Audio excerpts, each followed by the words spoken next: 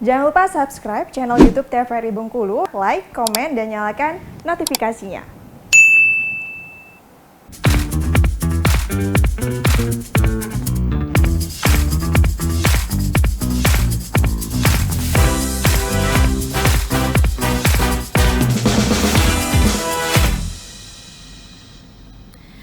Assalamualaikum warahmatullahi wabarakatuh. Salam jumpa pemirsa TVRI Bengkulu. Jumpa kembali bersama saya Agnes Ramadhani dalam acara Opini Obrolan Pagi ini. Nah, Opini Obrolan Pagi ini kita sudah kedatangan tamu spesial nih yang cuman nggak cantik doang tapi juga smart dan bertalenta. Oke, ini dia, saya sapa dulu ya pemirsa. Namanya Della Dwi Oktaria, Putri Indonesia Bengkulu 2023. Halo Mbak Della. Halo, selamat pagi Mbak Agnes, teman-teman semua, apa kabar? Alhamdulillah baik. Gimana kabarnya hari ini Della? Sangat luar biasa sekali Mbak, terutama bisa berjumpa dengan Mbak Agnes secara langsung dan menyapa teman-teman TVRI semua. Alhamdulillah, ya ini kesibukannya lagi padat-padatnya nggak sih sekarang? Lagi padat-padatnya banget Mbak, karena sebentar lagi akan menuju perhelatan Putri Indonesia Mbak ya. Alhamdulillah dipercaya untuk mewakili provinsi tercinta kita, Bengkulu. Itu kapan sih kompetisinya? Ketika Putri Indonesia Bengkulu ya? Ya, kalau untuk audisi mewakili Bengkulu itu kita langsung melakukan audisi di nasional, langsung dengan Yayasan Putri Indonesia.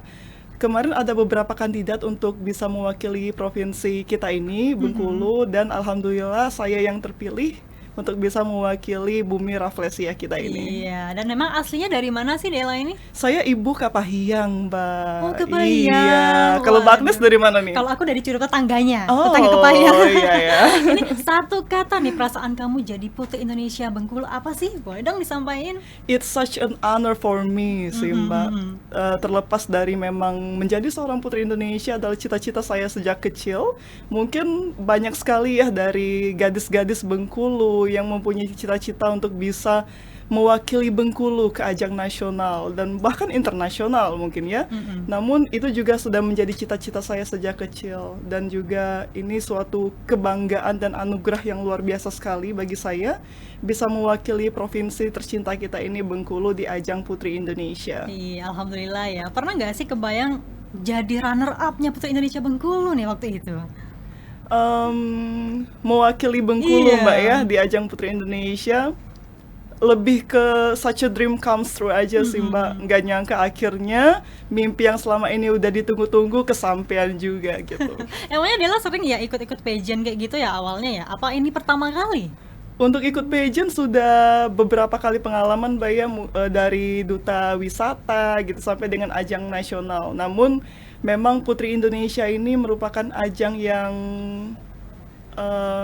prestisius ya gitu ya di Indonesia gitu, ajang tertua juga kan. Jadi memang puncaknya itu, mimpi besarnya itu ya panggung Putri Indonesia adalah mimpi setiap dari wanita muda Indonesia. Dan saya juga ingin mengucapkan terima kasih Mbak ya kepada Yayasan Putri Indonesia, PT Mustika Ratu yang sudah mempercayakan saya untuk bisa mewakili Provinsi Bengkulu di ajang Putri Indonesia 2023. 2023. Oh, keren banget. Tepuk tangan dulu dong.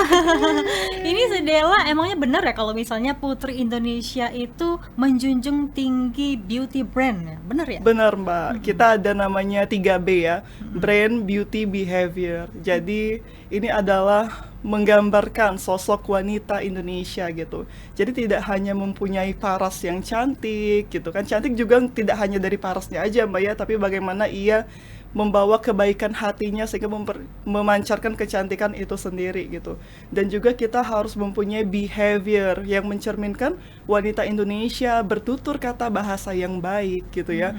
Bagaimana kita bisa merepresentasikan nilai leluhur wanita Indonesia seperti itu.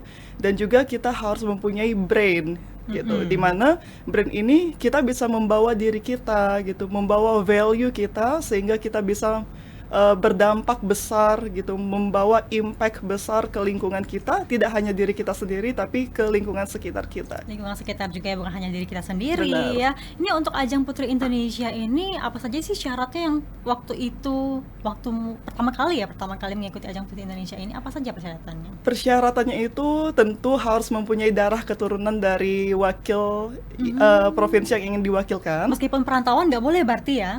Perantauan? Misalnya Dela perantauan dari daerah lain, provinsi lain, tapi ikutnya dari Majang Bengkulu, nggak boleh berarti ya? Nggak boleh. Jadi meskipun tidak lahir atau tidak besar di Bengkulu gitu ya, tapi misalkan masih punya darah Bengkulu dari ibu, dari ayah, atau pernah berdomisili di Bengkulu gitu, nah itu sudah bisa mewakili Bengkulu. Berarti benar-benar dicek ya waktu itu ya? Benar gitu, garis keturunannya ya. Dan alhamdulillah saya memang sudah punya ibu dari Kapahiang, jadi bisa untuk mewakili Bengkulu dari Yayasan Putri Indonesia. Setelah itu ada kriteria lainnya kah ketika mengikuti Putri Indonesia? Tentu dong Mbak, Bengkulu? karena Putri Indonesia sendiri bukan hanya sekedar ajang kecantikan Mbak ya, tapi bagaimana kita bisa menjadi sosok inspiratif bagi generasi muda gitu, terutama bagi wanita di Indonesia.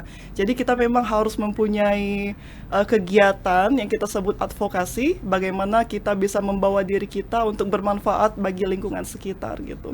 Waktu itu visi misi dari Dela ketika mengikuti Putri Indonesia apa sih? Dari regional Bengkulu ya? Benar. Jadi saya adalah orang yang passionate ya Mbak ya. Jadi saya mempunyai passion di bidang lingkungan. Ini juga menjadi advokasi saya yang saya bawa di Putri Indonesia. Di tahun 2018 saya mendirikan komunitas yang bernama Saya Diet Kantong Plastik. Oh iya, foundernya ya? Saya founder dari komunitas Saya Diet Kantong Plastik, di mana komunitas ini adalah wadah bagi generasi muda untuk show their voice and also their power, because as the young generation we are the agent of change, gitu kan. Jadi saya berharap bahwa platform ini bisa menjadi wadah bagi anak-anak muda untuk be the change that you wish to see in this world gitu loh.